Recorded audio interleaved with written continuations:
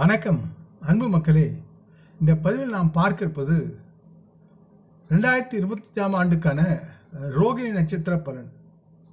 இந்த பதிவில் ரோகிணி நட்சத்திரத்தின் காதல் வாழ்க்கை, தொழில், திருமண வாழ்க்கை, கல்வி மற்றும் ஆரோக்கியம் ஆகியவை சார்ந்த இந்த புத்தாண்டில் எப்படி இருக்கும் என்பது பற்றிய கணிப்புகளை விரிவாக இப்பதிவில் நாம் பார்ப்போம்.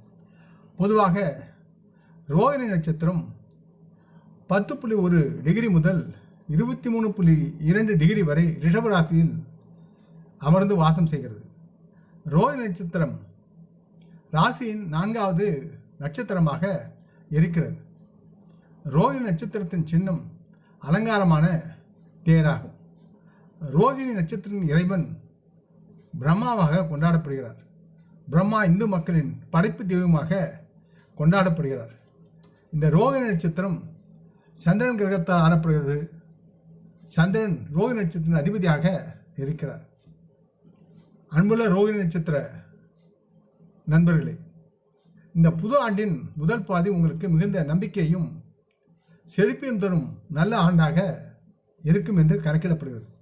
இருப்பினும் உங்களின் ஆரோக்கியத்தை நலமாக பராமரிக்க வேண்டும் என்று உங்களுக்கு அறிவுறுத்தப்படுகிறது. குறிப்பாக உங்களின் உடல் எடையை நீங்கள் கண்காணிக்க வேண்டும். இந்த புது ஆண்டின் முதல் பாதியில் உங்களின் மகிழ்ச்சியின் காரணமாக நீங்கள் உங்களின் உடலின் எடை அதிகரிக்கும் வாய்ப்புகள் இருக்கிறது. ஆகவே சற்று கவனமாக இருந்து செயல்படுங்கள்.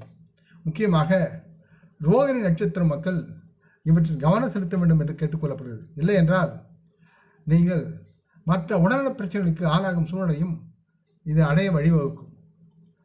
ரோகிணி நட்சத்திர மக்களின் தொழில் வாழ்க்கையை பொறுத்தவரை ஆண்டின் பிற்பகுதியில் உற்பத்தி திறன் அதிகரித்து பலனை நலமாக அறுவடை செய்வீர்கள்.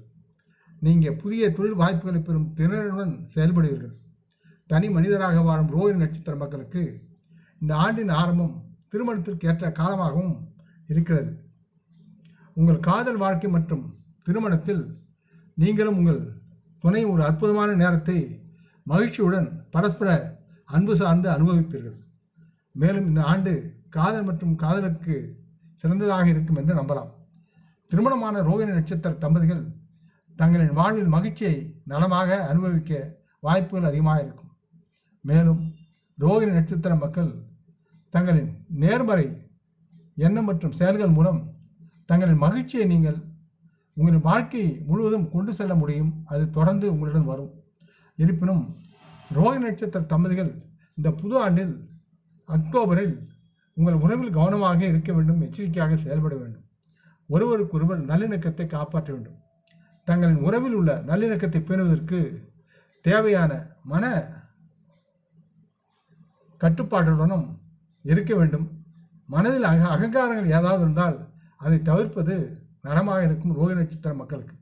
மற்றும் ரோகிணி நட்சத்திர காதலர்கள் தம்பதிகள் எக்காரணம் கொண்டும் சிறிய வாக்குவாதங்களுக்கு முக்கியத்துவம் தராமல் தவிர்க்க வேண்டும்.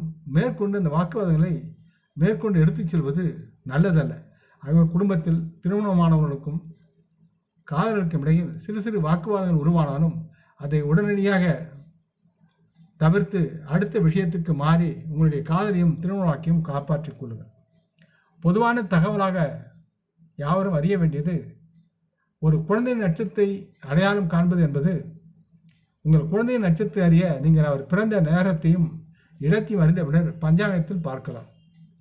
வான மண்டலத்தில் பொதுவாக 82 நட்சத்திரங்கள் இருப்பதாக கணக்கிடப்பட்டுள்ளது. இருப்பினும் சந்திரனின் பாதையில் 27 நட்சத்திரங்கள் மட்டுமே அங்கீகரிக்கப்பட்டுள்ளது.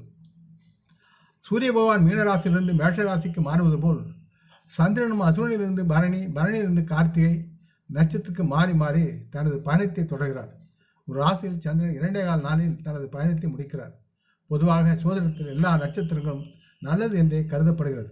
இந்த பதிவை கேட்டு லைக் செய்து சப்ஸ்கிரைப் செய்து பகிரும் அன்பர்கள் யாவரும் மரமுடன் நலமாக திடகாத்திராயில் ஆரோக்கியத்துடன் சகல விதமான தனதானிய அபரண ஐஸ்வர்யை பெற்று சர்வ காரிய ஜெயத்திலும் வாழ்வாங்க வாழ வேண்டும் என்று இறைவன் பாதம் பணிகின்றேன். நம் குடும்ப மூத்தவர்களை போற்றி வணங்குவோம். வணக்கம், நன்றி.